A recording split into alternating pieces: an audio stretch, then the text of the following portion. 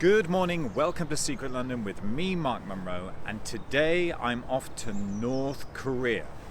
I won't be needing any luggage, I don't need a visa, and I certainly won't be needing one of these. Because a little bit of North Korea actually exists right here in West London, more specifically in the borough of Ealing. Before we get going, a little bit about North Korea itself. North Korea, or the Democratic People's Republic of Korea, is a notoriously difficult country to gain access to.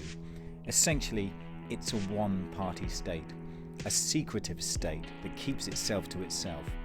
Now, you can go there as a tourist, but you're going to need a visa. If you get accepted for a visa, you'll almost definitely be part of a group, a guided group with a personalized tour guide who will only take you to places around the country where he's comfortable to show you. North Korea's leader is a colourful character by the name of Kim Jong-un. He is without doubt an instantly recognisable character with his personalised haircut, rounded face and cheeky little grin. He is the supreme leader and as such, in North Korea, treated with godlike status, just as his father was, Kim Jong-il. And incidentally, his father could play golf like a god too.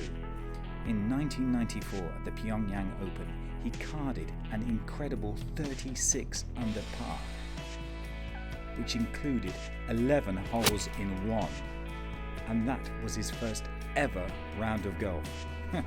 Eat your heart out, Tiger Woods. So, not too much is known about this secretive leader Kim Jong-un from this secretive state. He's the youngest leader of any country in the world, but no one actually really knows his age. But we do know that he loves basketball, he's good friends with Dennis Rodman, he smiles and laughs a lot in photos. He actually has his own girl band, and strangely enough was educated in Switzerland, where he fell in love with Emmental cheese. Don't be fooled by that cheeky smile. In 2019, he reportedly executed his envoy to the US by firing squad after a failed summit attempt with Donald Trump. So don't get on the wrong side of him. Right, let's go.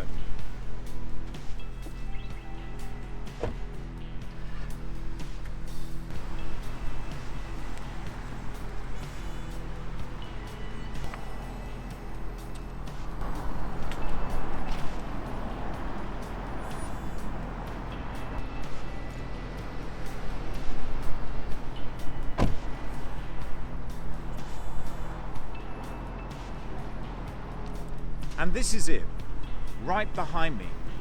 That is a little piece of North Korea. Now, I know what you're thinking. It just looks like a normal West London suburban house. Well, it's a house with a difference. Notice the flagpole. It's actually the Embassy of North Korea.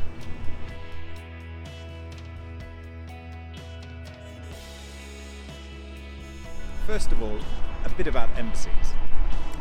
Embassies are unique. They have a unique status. They are sovereign and reside on their own foreign soil.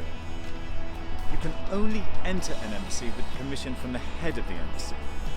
They are exempt from local taxes and local expenditures, and they are immune from search and requisition. So they really are sovereign in their own right.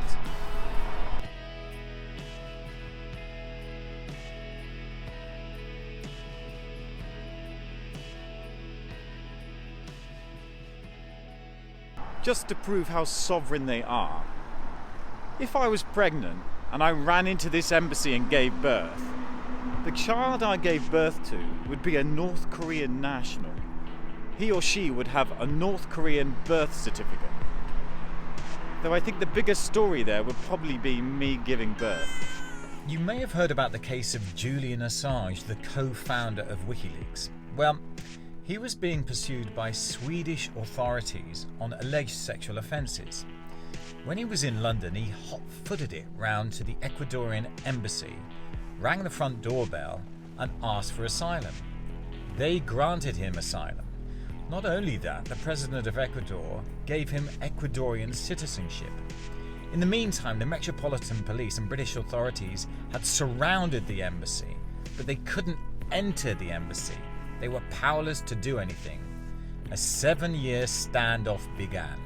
Things basically came to a head when embassy staff decided that Julian was not conforming with daily life protocol. Basically, he was being rude and aggressive to the embassy staff, and his bodily hygiene was not good. Julian was becoming very smelly. He had to go. So the ambassador called in the Metropolitan Police. He was immediately arrested and dragged off to Westminster Magistrates Court, where he faced a slew of extra charges. But what makes this embassy unique is its location. You see, nearly all of the embassies in London are centrally located in upmarket areas like Belgravia, where the Spanish embassy is, an amazing building, the opulence of the Saudi embassy in Mayfair. But North Korea have decided to locate their embassy 6 miles west of central London. So it seems the North Korean government weren't that bothered where they located their embassy in London. And I guess it makes sense. You see, for a secretive one-party state, why would you want to draw attention to yourself? A suburban house in West London, it's perfect. Thousands of motorists use this busy road every day, and they have no idea that they're passing a little piece of North Korea on their way to work. Thanks for watching today's episode of Secret London with me, Mark Munro. If you enjoyed today's episode, leave any comments down below. Hit that thumbs up button, and if you really enjoyed it, why not subscribe? Until next time, stay tuned.